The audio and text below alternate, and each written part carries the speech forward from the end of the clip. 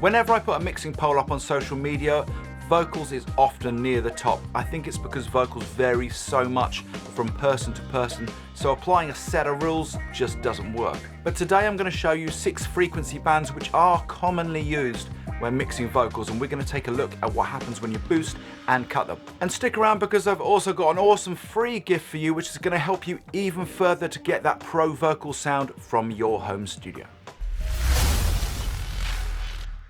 Okay, so 2 things worth saying 100% before we dive into these EQ bands. And the first is vocals are 80% recording, 20% mixing. If you're having a real struggle with your mix, no amount of EQing and processing in the mix process is going to fix that vocal.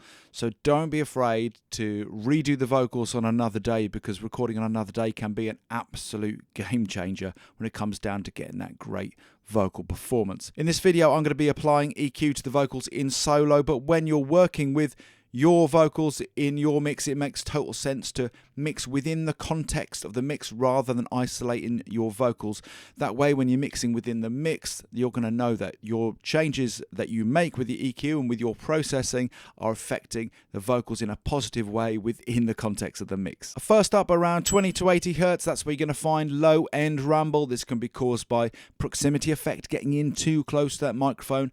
Can be caused by ambient sounds. That's very common in home studios, stuff like aeroplanes and road works, or just stuff going on in your house, vibrations coming through your mic stand.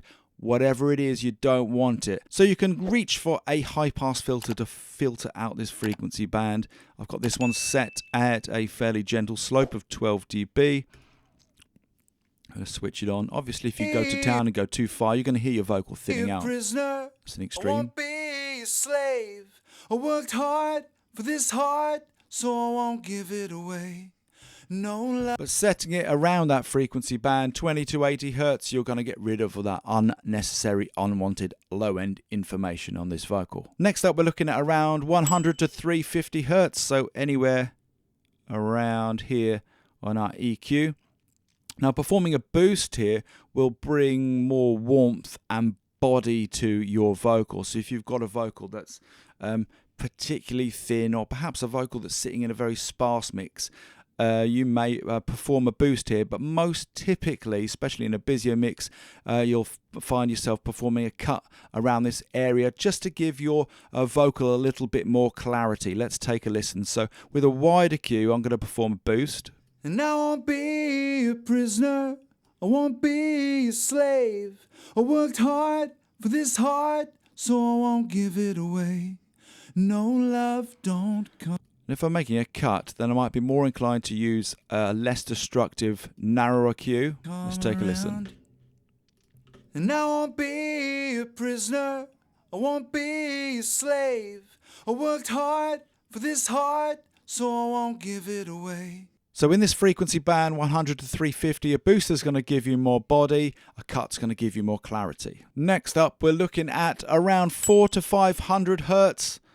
This is where things can sound boxy and muddy. Very, very typical if you're recording a vocal in a boxy room, which is really likely in a home studio. I've done a big boost here just to give you an example. And I won't be a exactly prisoner, what that sounds like. I won't be a slave. I worked hard for this heart, so I won't give it. So this is very much a case of fishing around that frequency area, 400 to 500, roughly around that area, to find out where it's at its boxiest and muddiest.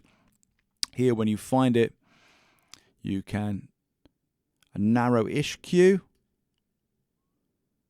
and drop it out. Let's take a listen. And I won't be a prisoner, I won't be a slave. I worked hard for this heart, so I won't give it away. When you are cutting out this frequency, just take care not to take things too far. If you do, things can end up sounding quite hollow. If I pull in an extreme, then you hear what I mean. And I won't be a prisoner, I won't be a slave. Next up, we're looking between 1 to 4K. If your vocalist sounds particularly honky and nasal, this could be where you might want to be performing a cut.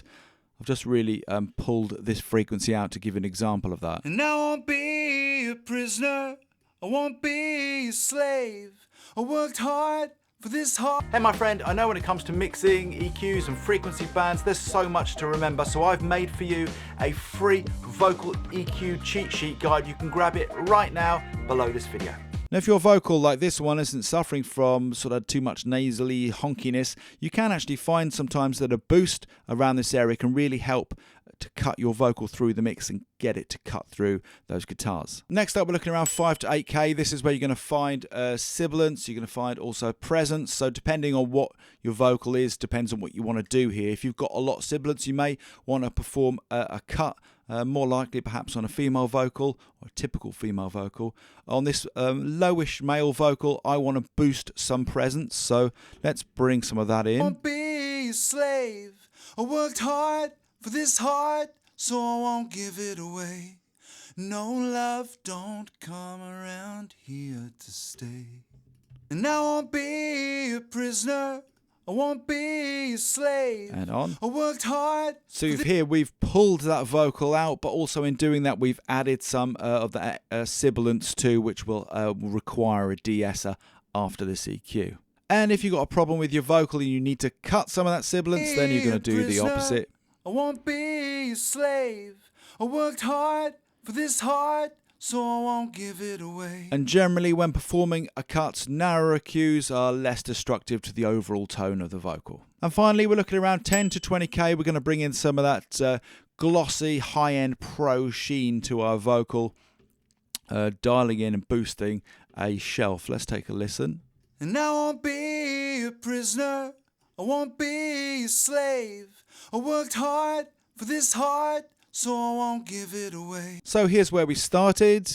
And I won't be a prisoner. And here's what we've ended up with. And I won't be a prisoner. So there's 6 frequency bands that you can apply as a guide when you start mixing your vocals. Now chances are a few days after this video you're going to forget the information that was in it, so make sure that you download my free vocal EQ guide cheat sheet. You can grab that from below this video. Don't forget to like, subscribe, most importantly, go have yourself a great day.